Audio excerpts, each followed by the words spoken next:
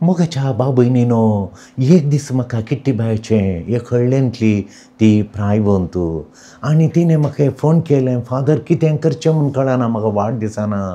म्हजो पूत कठीण पियोन 20 आनी 6 वर्सांचो निमाणो पूत कठीण पियेता आनी दोशी दिता, सगळी रात गाळी मारता, आज घट्ट पियेला, सकाळीं धांवन तो हांगा आसा म्हणून फोन केलें तिणें म्हाका सांजेर. कालें करचें म्हूण कळना, ह्या नमुन्यान पिवन दोशी दिता दोशी म्हाका सोसूंक जायना, कितें करचें म्हूण कळना म्हणून बोबाटच मार रडली ती, अयो म्हूण रडली. ते जाणा म्हाका हांगा वळखीचे एक मनीस आहात, ते एक जण आसात, एका ते कारार येतात आनी पुलिसां बरी ते ड्रेस करून येतात, तांचो ते ड्रेस जाता पळयता न्हू पुलिसां, पूण पुलिसांचो ड्रेस न्ही तो, तोल्यान ते कलर युनिफॉर्मा बरी ते घालून येतात, ते वचून तांकां पळयता न्ही पुलीस म्हणून भियेतात. एका टायमार ते कठीण पिवन ते दोशी दितले. आतां साबार तेंपात तांणी पिवणें सोडलां, तांचे कुटाम ते वोडटा बरें सर्गीचें वोडटा बरी जालां, समाधानाचें संतोशाचें तें निवास जालां. देखून ते म्हणटात आमकां कोणाची गरज आहा जाल्यार तांणी आमचे बरी ह्या यमखंडांतावन सर्गात आसल्या निवासाक, संतोशाच्या शांती समाधानाच्या निवासाक येवंक आमी हेल्प करूंक रेडी आसा म्हणून. तांकां फोन केल्यार ते येतात, ते गिजन मोट्टूक मेळटात ते आनी ते येतात, पिवून आसतना येतात. आनी ताच्या घरा वचून तांणी ताका विचारलें, ताका ये तूं कित्याक दोशी दिताय, तुका शिकयता मुत खाल जालो तुका, तुजेर खेस घालून काल म्हणटा दोशी दिताय तूं, रावडी गी तूं म्हणून गुजी गेलें. पिवून रानान दोन लिपोवन रावन सोगूत कळन आसतना भितर रप्प रिगले घरांत. आनी ते ताका हांगा सोडोनच्या त्या एका सेंटर डिएडिक्शन सेंटराक तांणी घाल्ल्या उपरांत ते हांगा आयले आनी म्हणाले, फादर तो एक वाट गी ती, तो रस्तो गी, ती वाट म्हणजे आमच्या न्ही, हांवें पयले फावटी अशी देंवोंक आसा, आमकां तो बेंजिसून गेले, आमी मस्त मार्गार गेले, वाटयेन गेले, ओली वाट हांवें पळोवना म्हणून. थंयच्या मरे रशंत रानांत वचोंक आमी कार एकडे दोन सोलोंत गेले आनी ताका सोलोंत हाडून ताका त्या कारार बसून आनी ह्या सेंटराक हाडून घालो म्हणाले. तांकां पेट्रोलाचे मात पयशे काण येतात, ते मागीर कांय काण येनात दिल्यार, आनी तितले दिवंक नासल्यार मागीर हांवें ताका ते पेट्रोलाचे कितले विचारले, तितले पेट्रोलाचे मात्र पयशे दिले.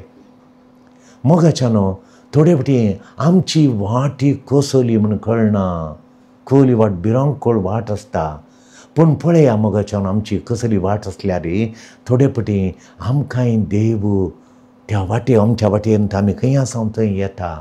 थोडे फावटी आमकां मुखार वचून वाटच दिसना. एक चेडो 3 फावटी दुबय वचून फाटी आयलो, काम मेळना, म्हाका आनी कितें करचें म्हूण कळना म्हूण दुकान घालून तो म्हणटा.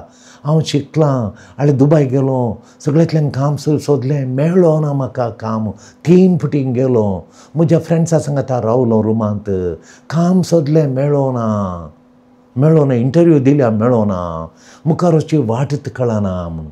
आनी एकली बाय सांगता, म्हज्या पुताक 30 आनी 7 वर्सां जालीं, चेडून तूं मेळना, कितें करचें म्हूण कळना, वाटच दिसना.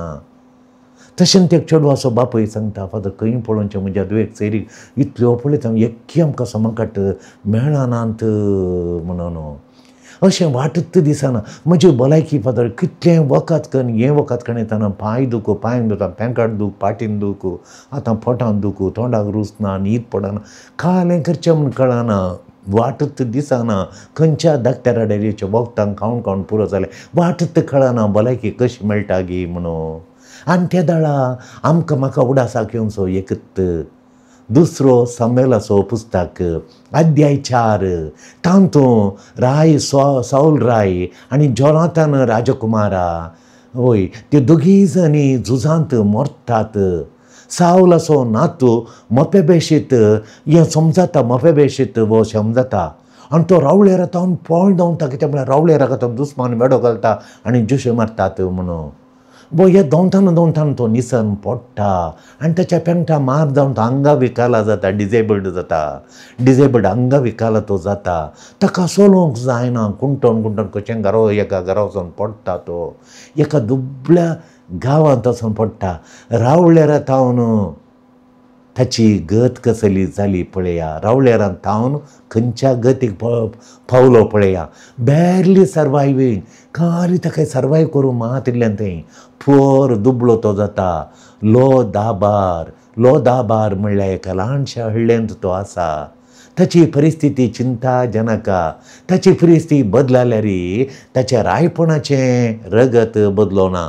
ताचें रायपण राजकुमार तो राजकुमारात, आरमाण्यांत आसल्यारी तो राजकुमारा, रावळेरांत आसल्यारी राजकुमारा, हळड्यान त्या गुडसुलांत आल्यारी झोपडापट्टींत आसल्यारी तो राजकुमारात. थोड्या वर्सांनी डावीद रायाक ही खबर कळ्ळी, साऊल रायसो नातू ओलेल्या गुडसुलांत झोपडापट्टींत आसा, कश्ट जाता म्हणून. त्या दळा गोड्यांच्या फाटीर गोड्याच्या राताक काडून दावीद त्या हळडे कश्टांच्या वाटेन दावीद रायत दोंवता. ताका रावळे ताका उखलता, पिकअप करता तिंतावन तो हात दिवन ताका सोलोवन जायना कळ्ळ्या क्षणां उखलता दावीद महाराय जालो इस्रायल असो. त्या रावळेरांनी परत दावीद राय आसा त्या रावळेरांत ताका उखलता आनी हाडटा तो आपल्या रावड्यार काडटा आनी आपल्या उजवाक तो रुपयाची बशी घालता आनी त्या बशेन ताका जेवंक करता. रावळेर ताच्या सांगता मेपबोशेताक हें कितें म्हणून समजोंकूच कश्ट जाता.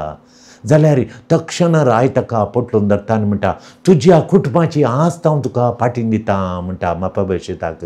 आनी ती आस्त ताका कुटुंबाचें इनहेरिटन्स, कुटुंबाची आस्त ताच्या कुळयेची कितें आसता ती सगळी ताका दिता. आनी तातूंत सगळ्यो करूंक तो बरे सगळ्यांत हेळिल्ल्या लोकांक दिता. आनी उदक कोंडूंक ताका उदकाच्यो बांयो आनी कोंडूंक परत तो कुमो करता आनी बेळ्ळें करून तो आनी एक रायाची जिये म्हणून ताकाय व्हडलें घर बांदून तो दावीद दिता. हें ताणें मेपबोशेतान त्या अंगविकला चेरक्यान तरणाट्यान बिलकूल चिंतूंक ना अशें जाता म्हणून. पवित्र पुस्तक सांगता तुमी रायाळ कुळी, उगडापण ग्रंथ रेव्हेलेशनांत 5 अध्याय 10 श्लोक तुका सांगता तुमी रायाळ कुळी असो लोक, तूं याजाकी कुळी असो लोक. तुका बघता तूं लादोबारांत जियेताय. आज हांव ह्या लादेबारांत लोदेबार म्हणल्यार एका ल्हानशा हळ्ळेंत हांव जियेतां. कश्ट येतात, तुका येतात, म्हाकाय येतात. तो कोण कोण तो न्ही तुज्या कश्टांत आयिल्लो तूं. हांव कश्टांत हांव रिणकारी, हांव तशें जावंक पुरो पूण हांव सत्ताच्या रिणकारी जावन उरना. हांव कश्टाच्या पिडेस्त जावन उरना. हांव सत्ताच्या गत आदारनात जावन उरना. कश्ट येतात वय पूण तूं कोण तो करूंक ताका जायना. तूं कोण तें देवान केलां, तुजी अस्मिताय तें न्ही. दुबळी म्हणली तुजी अस्मिताय न्ही. तूं भिकारी म्हणलें अस्मिताय न्ही. कितले जण दुबळे जाले आज भुरग्यांनी भायर वचून पयशे जावन मस्त अणकूल जावन 2 मळयांचें घरां आसता आनी घर नासात. त्या आदल्या बरी नांत. देवान तांचे कुरपाद आनी तांची जिणी परिस्थिती बदलिल्या. देखून ताका वायट केल्लो तुका आतां कोणें वायट केलां, तुका कोणें आतां वायट केलां, तो वायट केल्लो मनीस तुजें रगत बदलूंक जायना. तूं रायाळ कुळी असो म्हणून पवित्र पुस्तक सांगता.